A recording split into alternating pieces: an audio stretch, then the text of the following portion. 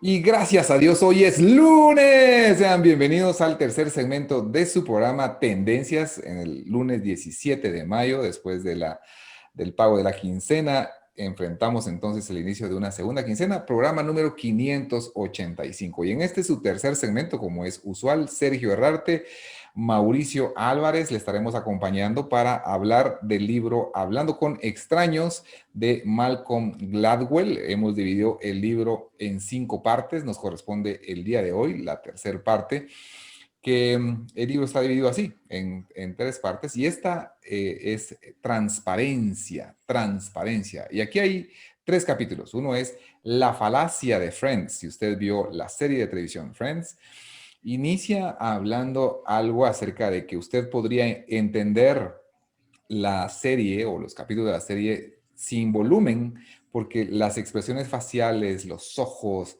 el tono que utilizan cuando están hablando y abren los labios de una manera desproporcionada y todo, pareciera que está reflejando muchísimo lo que realmente están queriendo decir. Pero no nos confundamos, por eso dice la falacia de Friends. Y luego cita un caso en el capítulo 7 de Amanda Knox, de la cual se hizo una película también, que creo que está disponible en las plataformas paga, de un asesinato en un lugar de Italia, en la cual ella fue presa 4 años y equivocadamente. Y vamos a hablar qué pasa ahí. Y el octavo capítulo que tiene que ver con el alcohol y las fiestas universitarias gringas, que digamos a nivel universitario en Estados Unidos, si bien los latinos, ¿verdad? En el consumo de alcohol tienen un índice alto, ¿verdad? Creo que el tema de las universidades americanas ha dado mucho que hablar en cuanto a consumo, ¿no? Y entonces vamos a hablar un poquito acerca de datos de alcohol que cita el autor. 3 excelentes capítulos. Transparencia, bienvenido Mauricio. ¿Qué pensás del tema de la transparencia? Hola Agner, hola amigos, qué gusto estar de nuevo en este lunes e iniciando la semana. La verdad que siempre un gran gusto poder acompañarlos y participar en el segmento y comentar sobre este libro. Este libro creo que nos ha sorprendido también en el sentido de cambiarnos algunos paradigmas, de darnos algunos nuevos puntos de vista. En este caso, en algo muy importante que es en las relaciones, es decir, en la forma como nos relacionamos con las otras personas, lo que pensamos de ellos cuando las conocemos, lo que pensamos cuando las vemos y lo que pensamos cuando hablamos con ellos. O sea, en todas esas dimensiones nosotros nos formamos una idea de las personas y eso nos provoca, eh, ya sea pensar de una forma determinada o no, hacer negocios o no con esa persona, escuchar un consejo o no, etcétera.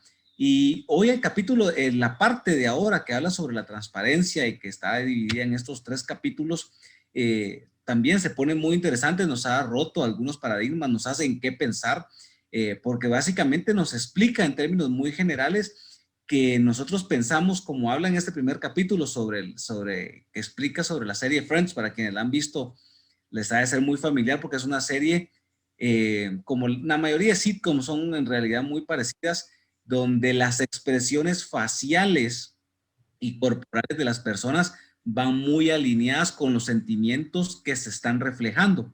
Entonces, en este caso, vamos a ir recorriendo durante estos minutos que no necesariamente es así. O sea, hay muchas formas de verlo, hay muchas formas de interpretarlo y no necesariamente es lo que nosotros vemos en el exterior de una persona.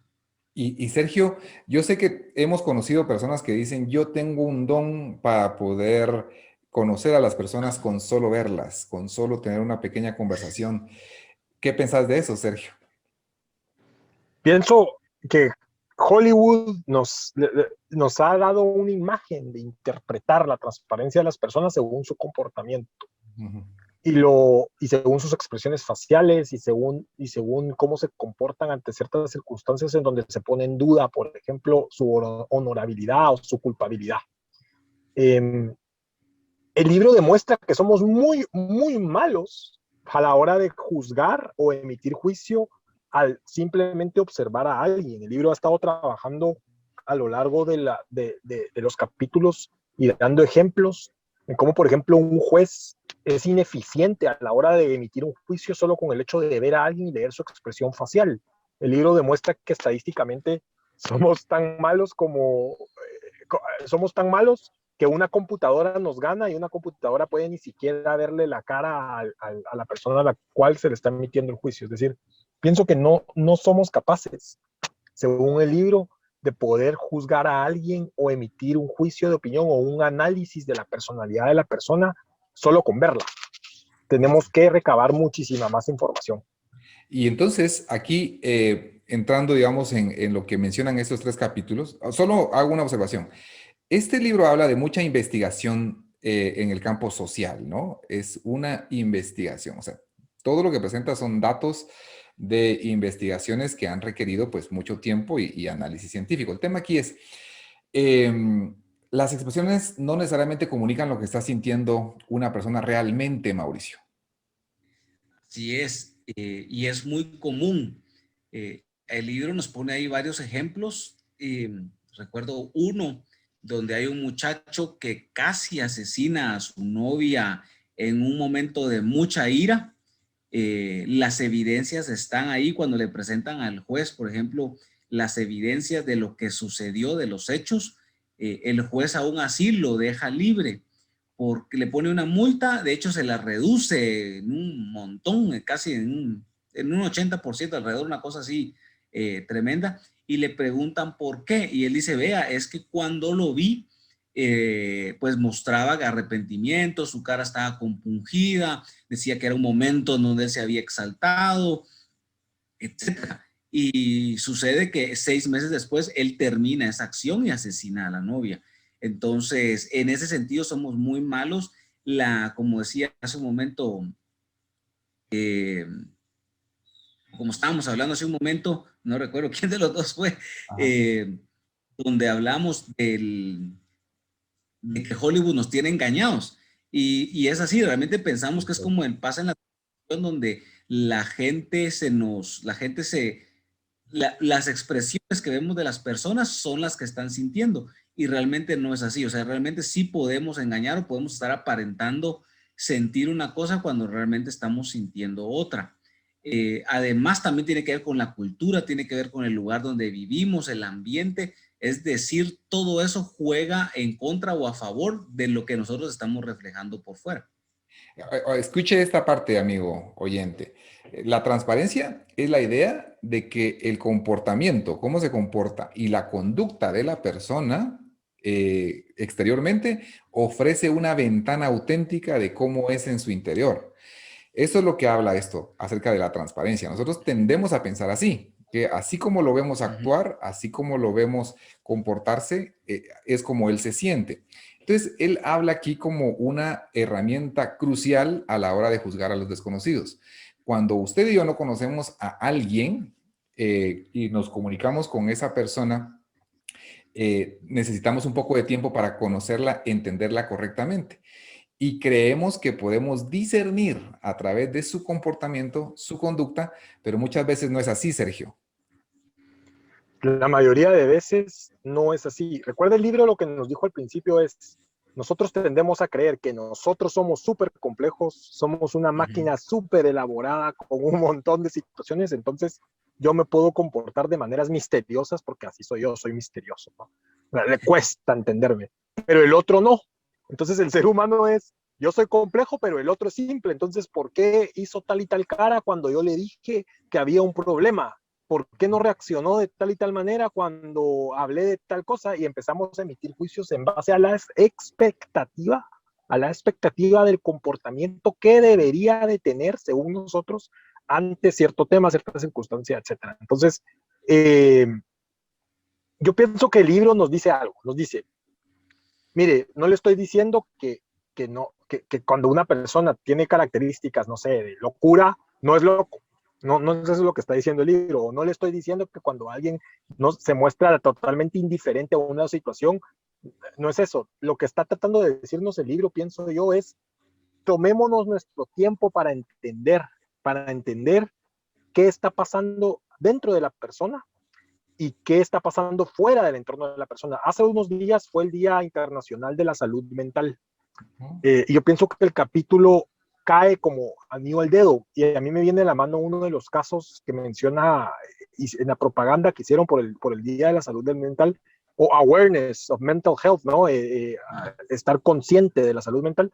Uno de los casos que muestran muy conmovedor es como un papá que fue a visitar a su hijo que tenía problemas de depresión, le escribe un WhatsApp al hijo y le dice, mi hijo, ya estoy aquí, estoy en el hotel, ¿qué te parece si nos juntamos a cenar?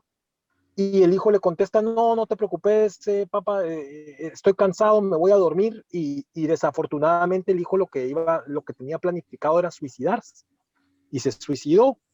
Entonces el papá en el comentario dice, si yo me hubiera tomado el tiempo de entender, de preguntar un poco más qué está pasando, cómo están las cosas, todo hubiera cambiado. Entonces no le estoy diciendo que todos necesitamos ese tipo de atención. Lo que le estoy diciendo es que el libro nos invita a que nos tomemos un poquito de tiempo antes de emitir cualquier juicio, porque eso nos va a mantener alejados de estos errores tan garrafales como es el caso de Amanda Knox que cometemos a la hora de emitir un juicio en base a la personalidad de la persona. Y antes de hablar de Amanda Knox, la vida no es Friends, ¿verdad? Donde nosotros vemos las expresiones y fácilmente juzgamos qué están diciendo. El caso que mencionaba Mauricio de este criminal Walker que va ante un juez y el juez le da libertad bajo fianza porque lo había arrepentido y días después mata a la novia. Él lo vio, él juzgó su apariencia, él juzgó y juzgó mal. Y mencionaba también Mauricio que en el capítulo 2 hablaba de un software que ponía a comparar con lo que dice un juez y el software era más acertado, pero el software no ve a la persona. Entonces, se relata algo que me pareció bien curioso. En la cultura musulmana, usted sabe, hay diferentes tipos de cobertura que utilizan las mujeres. Quizás la más rígida es la burka que hemos escuchado nosotros, que es la vemos toda de negro y no se le ven ni siquiera los ojos. Y hay una niqab, cuando sí se le ven los ojos, ¿verdad? Está todo, pero solo los ojos se le ven. Va ante el juez y el juez le dice, mire, tiene que quitarse eso para yo poderla ver.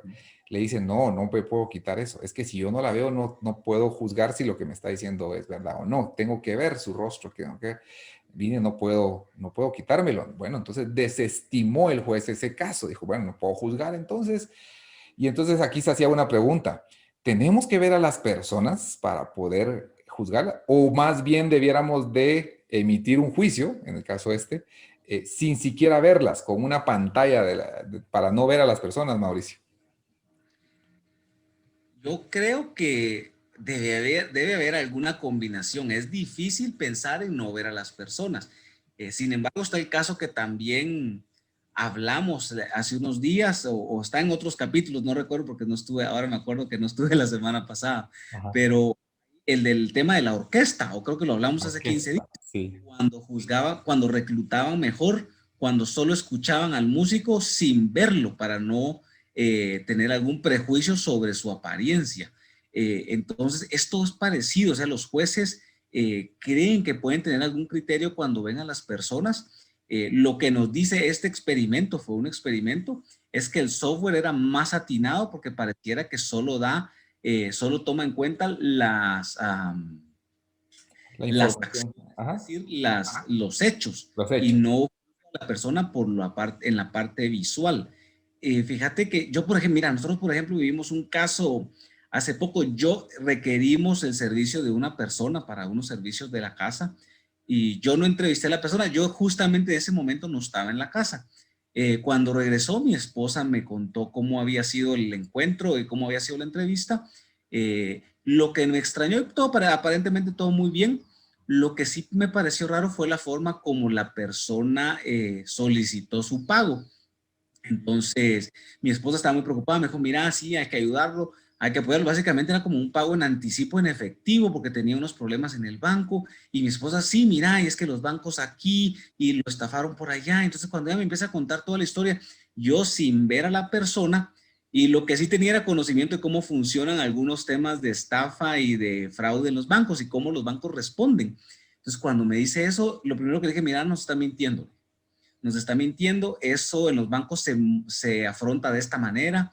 no, pero es que tú, entonces ella me decía, y sabes que pues, coincidió porque estamos leyendo este libro, y ella me decía, no, pero es que lo hubieras visto, pobre, y entonces nos contó con la gran pena de que necesitaba hacer ese ajuste en las condiciones. Y yo dije, no hagamos negocios con él. Le dije, no puede seguir, esto no puede ser así. En los bancos no pasa esto, mira, esto está mintiendo, esto no es cierto, imposible que haya pasado esto, mira, yo te podría poner ahorita en comunicación con cualquier oficial de cumplimiento de un banco y te va a explicar que eso no funciona así, ni porque fuera el peor banco del mundo, creo yo. Entonces, ella se quedó toda extrañada. Entonces, eso es lo que pasa. O sea, yo no pude verle esas expresiones, no pude juzgarlos, sino simplemente escuché los hechos. Y eso me dio a mí otro tipo de criterio muy diferente al que ella tenía en ese momento. Y este capítulo, que es el que estamos haciendo referencia, termina siendo un recordatorio. Dice, mire pues, nosotros, por término general, juzgamos de manera diferente, como que nos da confianza cuando se expresa bien, cuando son seguras de sí mismas, cuando dan un fuerte apretón de manos, cuando son amables, cuando son atractivas las personas, ¿no? Transmiten credibilidad. Las personas que son nerviosas, que son cambiantes, que son balbuceantes, que son inseguras, que dan explicaciones enredadas y complejas, no nos transmiten confianza. Pero aquí la recomendación es, imagínense, si dudáramos de todo el mundo sería complejísimo, pero dice, no necesariamente esa persona balbuceante que da explicación compleja le está mintiendo. Sergio Rarte, yo sé que eso te gustó mucho. Sí, tendemos a juzgar a las personas discordantes. Una persona discordante, según el libro, es aquella persona que, perdón, permítame, disculpen. No tengas pena, pero sí, sí tendemos a juzgar a esas personas de una manera distinta. Fíjate que el caso de Madoff que hablaban la semana pasada, fíjate que cuando el perseguidor, ¿verdad? El encargado, el regulador, lo estaba investigando, la gente cuando conoce, o sea, la gente miraba los hechos y decía, sí, hay que perseguirlo, hay que irlo a buscar, hay que írselo a traer. Y cuando lo conocían decían, no, algo debe estar malo en la investigación porque Madoff es elegante, habla con la verdad, imposible que este tipo pueda ser un estafador. Entonces, si hay esa discordancia, o sea, puede haber de las dos cosas, alguien muy nervioso, balbuceante, que esté diciendo la verdad, pero puede ser que alguien esté muy calmado, muy tranquilo y nos esté mintiendo. Entonces, es algo, como decías, bien complejo porque es ahora como vivir en alerta, ¿verdad? Y pues el libro no es que sugiera eso, pero nos hace más conscientes en el momento de manejar nuestras relaciones. El libro, yo pienso que sí, las personas discordantes son las que más nos dan duda, y aquí viene un dato muy interesante. Si a un juez le cuesta, o a un reclutador de recursos humanos le cuesta evaluar a una persona cuando la ve, a una persona discordante le cuesta todavía más. Es decir, el nivel de acertamiento, las veces que le da el blanco, las veces que acierta a juzgar, es del 20% cuando ve a una persona discordante. ¿Qué es una persona discordante? Es una persona atípica al comportamiento que esperamos de transparencia. Entonces, por ejemplo, una persona discordante va a ser aquella que le dice a usted, a mí me pasa, le cuento, a mí cuando alguien se lastima me río. O cuando me dicen, mira vos, fíjate que me asaltaron, me da risa. Ay, no. Pero no es que yo sea psicópata, ¿verdad? Simplemente me da risa, pero no una risa burlona, sino que a veces me da risa, pues no siempre, obviamente, pero suelo hacer discordante en muchísimas cosas que hago. Entonces después viene el típico, ya estoy acostumbrado. Fíjate vos que cuando no te conocía yo pensaba tal y tal, ya estoy acostumbrado a que la gente me diga, mira, yo no te conocía y ahora que te conozco, ya me doy cuenta que, pero es porque estoy acostumbrado a mi discordancia y estoy acostumbrado a moverme en este ambiente. Entonces, recomendación. Una, tome en cuenta que la persona discordante puede ser la persona de más confianza que esté a la par suya y no necesariamente tiene que desconfiar de esa persona. Nos pasa. Y dos, si usted es discordante, entienda, como lo dice Robert Greene, y más que todo, entienda que el mundo es así. Ajá. Entonces, ¿qué hago yo ahora? Trato de no reírme cuando alguien me cuenta un tipo de cosas así. Trato de dar la mano fuerte. Trato de ver a los ojos. Trato de no ser discordante porque la gente sí se confunde.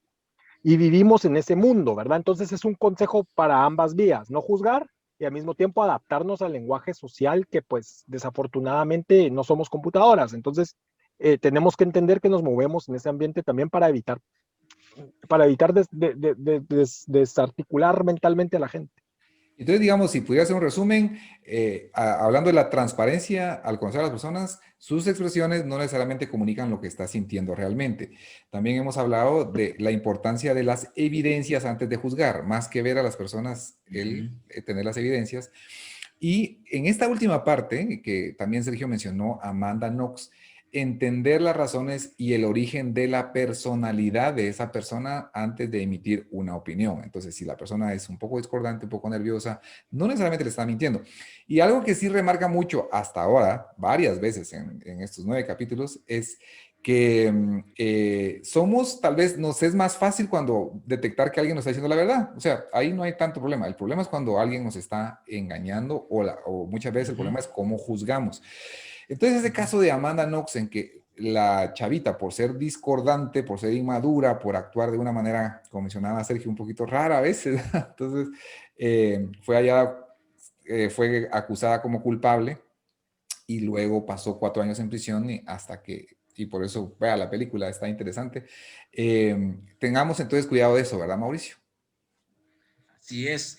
Fíjate que decís algo muy importante, que también lo hablaron la semana pasada sobre el sesgo a la verdad. Entonces, no es difícil comprender o entender cuando alguien nos está diciendo la verdad porque estamos sesgados hacia eso. El problema es cuando alguien no lo está haciendo y difiere, ¿verdad? Mira, me encantó el experimento también que explican donde dejan a la persona, están haciendo un concurso y le dejan a la persona las respuestas. Lo que la persona no sabe es que lo están filmando y entonces ven cuando hace trampa y de la vuelta, ¿verdad? Imagínate, hablamos de recursos humanos, hablamos de jueces, pero ahí llevaron policías e investigadores y ellos tampoco le atinaron, ellos también se quedaron alrededor del 20%, donde ellos decían, donde entrevistaban a la persona y le preguntaban si había hecho trampa o no, y luego veían el video para ver si era cierto o no. 20% personas que todos los días trabajan con personas, que su trabajo es dedicarse a eso. Entonces, no digamos uno que no está en eso. Lo importante acá es evaluar la consistencia, creo yo, pensar en evaluar la consistencia de las palabras con las acciones, con los comportamientos. Lo que juzgamos normalmente es el comportamiento. Y eso es lo que nos puede confundir cuando estamos en una relación de negocios o estamos pensando en una relación de largo plazo personal, etcétera. Entonces, esto sí nos deja como bastante campo para abrirnos a las personas y querer conocerlas, me atrevería a decir, más que juzgarlas, conocerlas desde varios puntos de vista para no prejuzgarlas de una manera equivocada. Así es. Y hemos hablado del capítulo 6, del 7, y terminemos en un breve repaso del 8 de la fiesta universitaria. Dese cuenta de algo, ponga la atención a su póliza de seguro. Hay ciertas proveedores de póliza de seguro que no le permiten cierto nivel de alcohol en la sangre, ¿verdad? Que supere, digamos, un par de copas de vino, digamos, esa sería como que la métrica. Sin embargo, digamos, hay una métrica de cuánto alcohol es leve, cuánto es medio, cuánto es alto. Pero lo que sugiere aquí la lectura es que en la medida que usted pasa del medio a alto contenido de alcohol, dice varios estudios ahí, eh, puede llegar a un término de miopía, le llaman miopía. Entonces, muchos de los que estudian el alcohol ya no lo consideran como un agente desinhibidor, perdón, lo ven como un agente de miopía. Y lo que quieren decir es que el principal efecto del alcohol es estrechar esos, bueno, tiene que ver mucho con el ambiente en el que estoy, ¿verdad? Porque si estoy en un ambiente depresivo, eso va a acentuar mi depresión. Si estoy en un ambiente de fiesta, va a acentuar, ¿verdad? Porque estoy poniendo la atención a otras cosas. Solo quiero aterrizar en el tema de las recomendaciones, ¿verdad? Porque aquí simplemente son datos que nos llamaron la atención. Sergio Rarte, ¿qué te llamó la atención de estos datos de este capítulo? El capítulo da a entender algo. El capítulo dice, mire, bases en las evidencias antes de emitir un juicio de carácter fuerte, pues, o sea, vea las evidencias, como el caso de Amanda Knox. Los mismos forenses le decían a los jueces, mire, ella no cometió el crimen, el mismo criminal, vaya a YouTube, vea el caso, va a ver qué interesantes las entrevistas de Amanda Knox. Hasta el asesino confesó y dijo que ella no había matado a su compañera de cuarto, pero igual el detective la metió presa porque no vio las evidencias. En el caso del alcohol, la evidencia muestra que las personas buscan satisfacer sus prioridades de corto plazo o de largo plazo. ¿Qué me llamó la atención? Lo que me llamó la atención es que el libro reconoce y analiza que psicológicamente nosotros hacemos un esfuerzo diario para mantenernos en el marco social aceptado, lo que hablaba yo de ser normal, por así decirlo. Hago un esfuerzo para no violar las reglas sociales. El alcohol provoca que aquellas personas que están haciendo un esfuerzo, como que somos todos, por manejarme en las reglas sociales, el alcohol provoca que yo borre de mi mente esos objetivos a largo plazo. Entonces, el papá fiel, el papá esforzado, el papá que no se gasta el sueldo porque quiere que su familia viva bien, toma mucho alcohol, se le olvida. Y él quiere gastarse el sueldo en el bar porque ya no piensa en otra cosa. Tiene una miopía, ve solo de cerca, ya no ve de lejos. Entonces, el licor es algo que el libro aborda muy bien porque todas las sugerencias de cambios dentro de campus universitarios, por ejemplo, no sugieren bajar el consumo de alcohol, sugieren cambiar el comportamiento. Pero el alcohol es el que provoca que la gente tenga un comportamiento inadaptado a la hora y que provoca tantos crímenes. Entonces, hay disparadores de comportamientos que nos sacan de nuestra zona de control. Así es. Y digamos, ya para terminar, tenemos un minuto, Mau. ¿Qué te llamó la atención de este contenido? Mira, básicamente el tema de, precisamente decías ahí que normalmente creemos que el alcohol es un desinhibidor y lo que los estudios que están en el libro nos muestran es que son un reflejo del ambiente. Entonces, cuando usted ve a alguien, cuando alguien está alcoholizado, piensa que se va a poner alegre, no es un reflejo de lo que está dentro de él y que por dentro sí es muy alegre. Es realmente el reflejo de lo que está en el ambiente. Entonces, si el ambiente es depresivo, va a seguir deprimiéndose. Si es alegre, pues va a animarse un poco más. Lo crítico aquí es sobre todo en los jóvenes, deben de cuidarse porque el libro nos habla de los casos estos de violaciones, donde precisamente porque los jóvenes se mantienen en ambientes hipersexualizados, dice, que creo que es muy conocido cuando vemos ese tipo de cosas, la forma en que se visten ahora, un poquito más radical de cuando nosotros éramos jóvenes, etcétera. Entonces está el alcohol, hay drogas. Entonces, todo eso potencializa esos peligros, sobre todo para las mujeres. Entonces, mi consejo es no se mantenga en esos ambientes y trate de no consumir alcohol en la medida de lo posible. Y refleja algo, ya solo para terminar, que en ciertos niveles uno puede llegar a perder totalmente la memoria y no sabe ni cómo llegó a ese lugar, ni qué decisiones tomó, Sí. pero lo curioso es de que puede tomar, o sea, usted está actuando y toma decisiones y se moviliza y todo, pero cuando ya despierta, porque es un tema de hasta dónde llega el nivel de alcohol pasado 0.15%, menciona, en la sangre, dice que uno pierde la memoria y entra en ese estado. Pero tenemos que dejar acá esta conversación y queremos agradecer que nos siga acompañando en este segmento donde estamos compartiendo acerca de este libro. La próxima semana nos corresponde la cuarta parte que habla de lecciones. ¿Qué ocurre cuando el desconocido es un terrorista? Así se titula el capítulo 9. Gracias, Mauricio. Gracias, Sergio. Gracias, audiencia, por habernos acompañado en este programa número 585. Lo esperamos la otra semana. Bendecimos su semana y en el nombre de Jesús saldremos victoriosos en todos los desafíos que tenemos presentes a continuación. Así de que Dios lo bendiga grandemente.